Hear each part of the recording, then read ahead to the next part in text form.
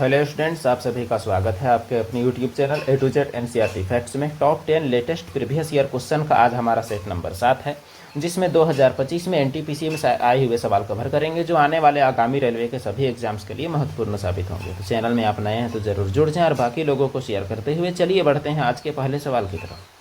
तो जो पहला सवाल जो आपका कह रहा है वो सवाल में देखिए, ये 10वां क्लास का लेवल का सवाल है।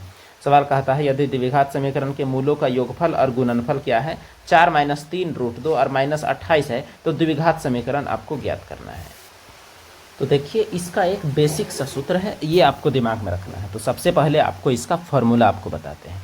देखिए मान के चलिए कि आपका कभी भी मूलों का योग और गुणनफल दिया हुआ है। तो मान के चलिए मूल है आपका अल्फा और बीटा, और अल्फा प्लस बीटा आपका दिया हुआ है कुछ भी, और उसके बाद अल्फा गुनी बीटा दिया हुआ है।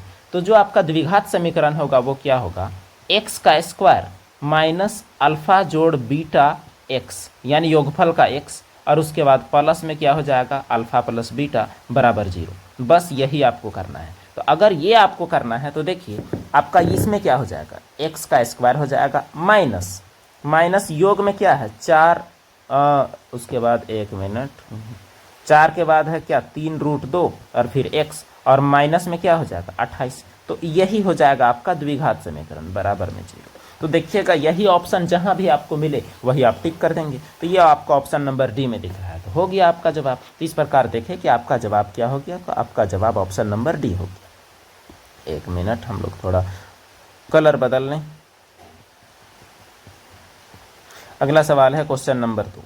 सवाल यहाँ कहता है कि साधारण ब्याज पर कोई धनराशि 5 साल में किस ब्याज दर से स्वयं की दुगुनी हो जाएगी। दुगुनी हो जाएगी इसका मतलब ये है कि मान के चलिए जो मूलधन है वह आपका पी है, और उसके बाद जो ब्याज जो है वो भी आपका पी है, क्योंकि ब्याज इसलिए पी होगा क्योंकि दोगुना हो जाएगा। तो दोगुना मतलब अगर 100 का 200 हो गया तो ब्याज तो 100 होगा, यानी ब्याज आपका उतना ही रहेगा दोगुना होने पर।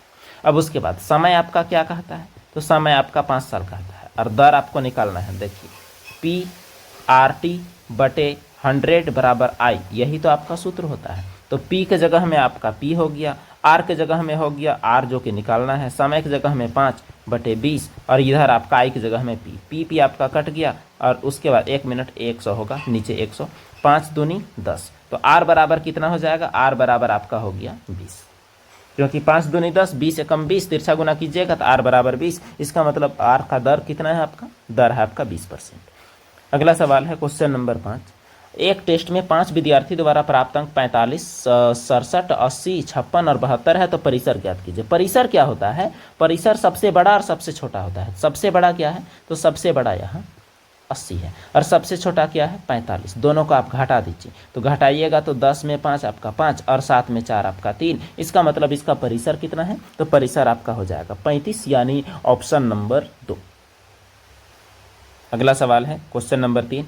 एक ऊर्ध्वाधर छड़ की लंबाई और उसकी छाया का अनुपात 2√12 है, तो सूर्य का उन्नयन कोण ज्ञात कीजिए। तो चलिए इसे भी हम लोग बनाने का प्रयास करते हैं। ये रहा आपका एक समकोण त्रिभुज, और समकोण त्रिभुज में आपका क्या है कि छाया, मान के चलिए ये जो है ये वाला आपका ये है मीनार, यानी ऊर्ध्वाधर छड़ की लंबाई, और ये जो है वो उसका छाया है। तो देखिए उसका लंबाई है 2 और छाया की लंबाई कितना है, तो छाया की लंबाई है √12। तो आपका यही कोण आपको निकालना है, यही कोण निकालना है। देखिए ये आपका हो गया P और ये क्या हो गया B। तो देखिए tan थीटा बराबर क्या होता है, P बटे B, यानी 2 बटे √12। अब देखिए tan थीटा 2 बटे √12, 2 बटे √12 को क्या लिख सकते हैं, तो 12 को हम लोग गुणनखंडन करेंगे, 2 छक 12 और 2 तिया 6, तो 2 आपका हो जाएगा बाहर और 3 रहेगा अंदर। तो ये आपका क्या हो जाएगा 1 बटे √3। तो 1 बटे √3 tan कितना का मान होता है, तो वो होता है tan 30 का मान। तो tan 30 का मान, इसका मतलब tan कट जाएगा, थीटा बराबर क्या हो जाएगा 30। तो जवाब आपका हो जाएगा 30 डिग्री।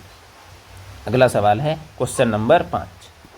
सवाल कहता है एक चुनाव में 2 उम्मीदवार थे, एक को 48% वोट मिला और दूसरा 756 वोटों से हार गया, तो कितना वोट पड़ा। तो देखिए कुल वोट जो टोटल जो पड़ता है वो 100% पड़ता है। अब जो जीता उसको कितना वोट मिला। अच्छा, जीतने वाले से पहले हम लोग जिसका दिया हुआ है उसको बात करते हैं। 1 मिनट, यानी जिसको वोट मिला 48% वो तो हारा क्योंकि उसको कम, तो जो हारा उसको वोट कितना मिला तो 48%, और जो जीता उसको वोट कितना मिला तो 100 में 48 कितना 52, दोनों में अंतर कितना का हुआ 4%, और यही 4% बराबर कितना है 756। तो आपको निकालना क्या है 100% बराबर क्या, तो 4 से काटिए इसी को, तो 4 18 ये 72 और 4 9 36, तो x बराबर तिरछा गुना कीजिएगा तो क्या हो जाएगा 18,900 यानी 18,900। यही आपका टोटल वोट का गिनती था। इस प्रकार आप ऐसे सवाल में कभी भी वोट वाला सवाल आए तो आप जरूर बनाइएगा। ऐसा सवाल बहुत फेमस सवाल है जो कि पूछता ही पूछता है। अगला सवाल देखिए, लाल हरा और गुलाबी टोकन वाले एक बैग में लाल और हरा का अनुपात कितना है 7:20 है, जबकि गुलाबी और लाल का कितना है तो 15-12 है। तो देखिए यहाँ क्या दिया हुआ है, दिया हुआ है आपका लाल और हरा का 7:20 और फिर दिया हुआ है गुलाबी और लाल का 15:12, ये आपका दिया हुआ है।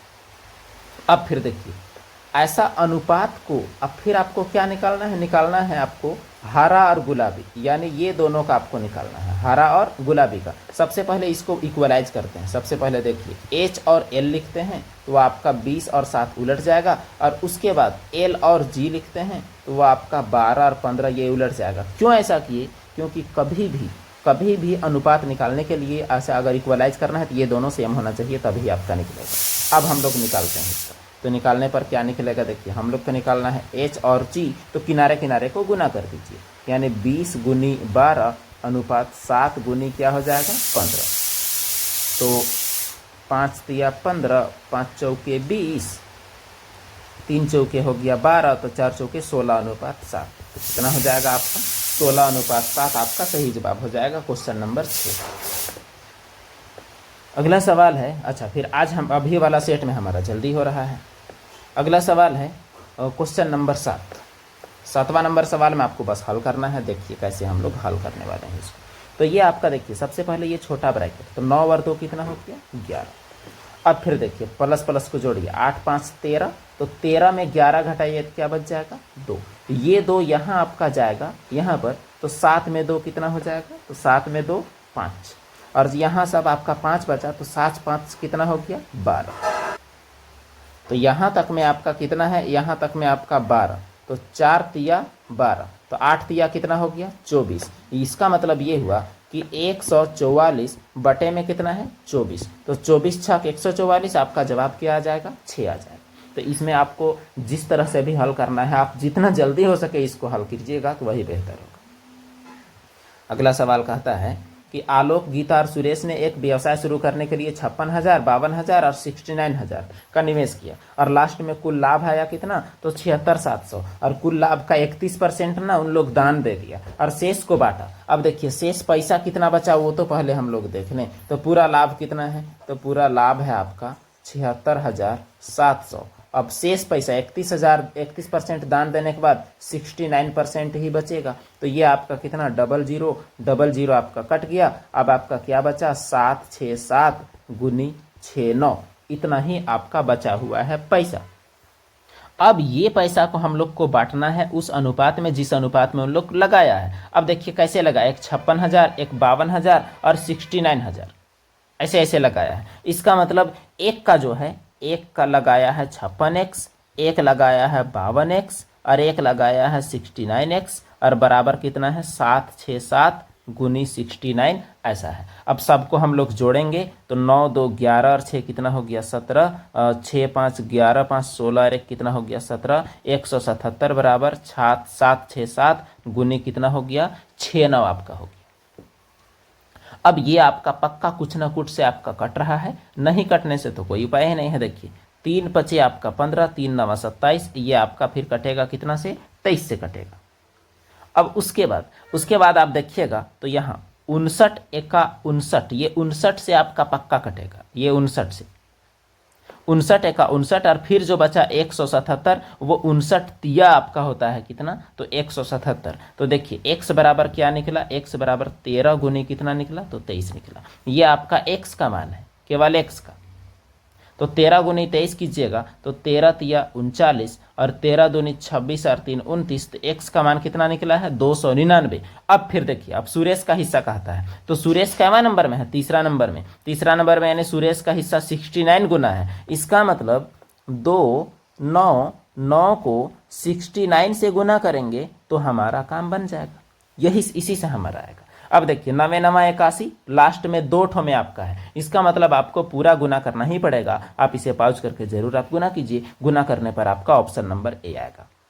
अगला सवाल है क्वेश्चन नंबर 9। सवाल कहता है दो संख्याओं का अनुपात 17:6 है और लसा और मसा का गुणनफल 102 है, तो लसा मसा का व्युत्क्रम का योग ज्ञात कीजिए। तो देखिए जो पहला संख्या हो जाएगा आपका कितना मान लेंगे, वो मान लेंगे हम लोग 17x, और दूसरा संख्या क्या मान लेंगे, वो मान लेंगे 6x। अब देखिए 17x और 6x बराबर, दोनों को गुना करते हैं तो लसा और मसा का गुना आता है यानी 102 आएगा। तो 17 छक 102, यहाँ पर देखिए 6 एका 6 यानी x स्क्वायर बराबर 1, तो x बराबर भी क्या आ गया, 1 आ गया। x बराबर 1 आया, इसका मतलब a बराबर 17 एका 17 और b बराबर 6 एका 6। अब 17 और 6 हमारा दो संख्या निकल गया, तो दोनों का लसा कितना निकलेगा, तो दोनों का लसा आएगा आपका LCM बराबर आ जाएगा 102 और SCF क्या आ जाएगा, तो SCF 1 आ जाएगा। अब दोनों का व्युत्क्रम का योग ज्ञात करना है, तो 1/1 प्लस 1/102, तो 102 एका 102 और 103 और नीचे में क्या हो जाएगा 102, तो 103/102 इसका सही जवाब हो जाएगा, यानी ऑप्शन नंबर ए इसका सही जवाब हो जाएगा। ये रहा आपका क्वेश्चन नंबर 9। अगला सवाल है 10 सेंटीमीटर त्रिज्या का एक ठोस धात्विक गोले को पिघलाकर 125 ठो गोला बनाते हैं। कितना गोला बनाते हैं, 125 गोला बनाते हैं। अब सवाल ये उठता है कि मूल गोले का पृष्ठीय क्षेत्रफल और इस प्रकार बने 6 गोले का पृष्ठीय क्षेत्रफल ज्ञात कीजिए। तो सबसे पहले तो त्रिज्या निकाल लेंगे हम लोग। देखिए जो बड़का गोला है, बड़का गोला जो है वो 4/3 पाई गुनी 10 का क्यूब है, 4/3 पाई आर क्यूब होता है। जो छोटा गोला है उसका 4/3 पाई, उसका त्रिज्या नहीं पता और वो कै गो है, 125 गो है। अब देखिए ये और ये आपका कट गया, इतना तो आपका चला गया। अब फिर देखिए आर क्यूब बराबर कितना हो गया, तो आर क्यूब बराबर 10 का क्यूब बटे ये 125 कितना है, 5 का क्यूब, यानी 10/5 का क्यूब। क्यूब क्यूब आपका चल गया, तो आर बराबर 5/10 यानी 2, तो आर बराबर कितना निकल गया, 2 निकल गया। अब फिर देखिए आर बराबर 2 है, तो ऐसा गोला का पृष्ठीय क्षेत्रफल कितना हो जाएगा, 4 पाई आर स्क्वायर इसका, तो 4 पाई आर स्क्वायर इसका।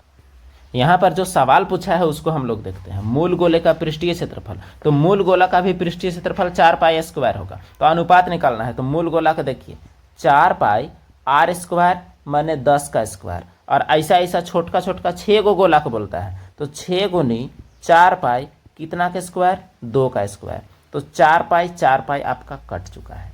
अब फिर देखिए यहाँ पर 10 दहाई 100, नीचे 6 और यहाँ पर 2 दूनी कितना हो गया, 4। अब आपको इसी कटना है, 4×25 से 6, 4×25 से कितना हो गया 100, तो आपका हो जाएगा 25/6, यानी अनुपात कितना निकल गया, तो आपका निकल गया 25/6। तो इस प्रकार 10वां सवाल भी आप देख चुके हैं। तो उम्मीद करते हैं कि आपको समझ में आया होगा। फिर मिलते हैं हम लोग अगले दिन एक नए वीडियो के साथ। वीडियो में लास्ट तक बने रहने के लिए आप सभी का बहुत बहुत धन्यवाद। तो बाकी चैनल को इधर उधर आप लोग थोड़ा शेयर करें स्टडी ग्रुप्स में, ताकि हमारा रीच भी मिले।